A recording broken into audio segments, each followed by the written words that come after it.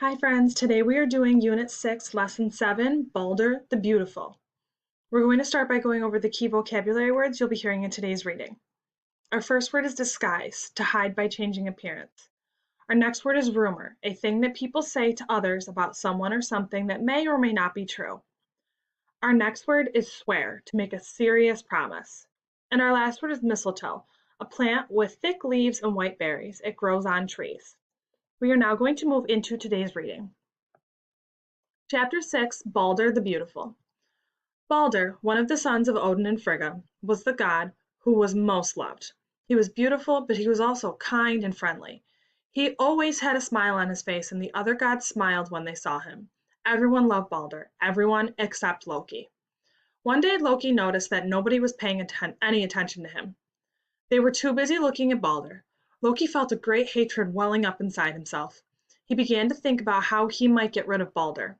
He knew it would not be easy, because Balder's mother Frigga had gone out of her way to make sure her son was safe. And it all started many years earlier when Balder was young. One night Balder had a nightmare. He dreamed of his own death. But the dream was foggy and he could not tell how he died. He told his mother Frigga about the dream.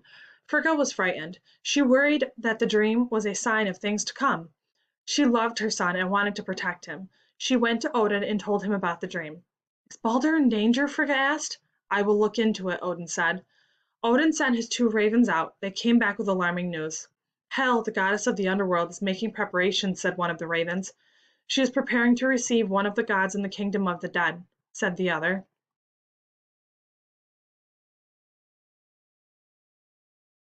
"Which one?" asked Odin. "That is more than we know," said the ravens.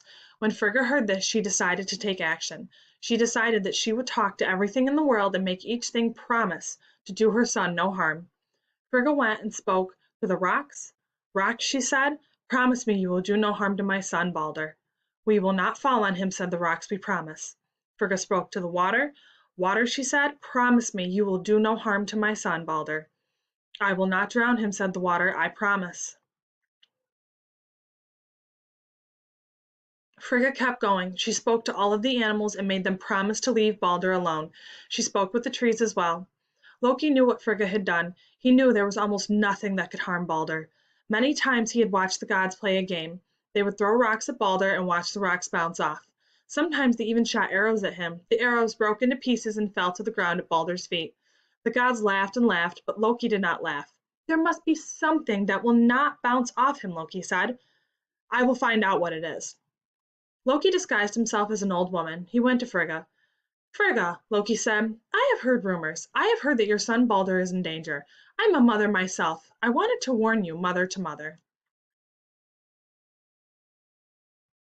"Thank you," said Frigga, "but you need not worry about Balder. I have spoken with everything that might harm him. I have made them all promise not to harm him."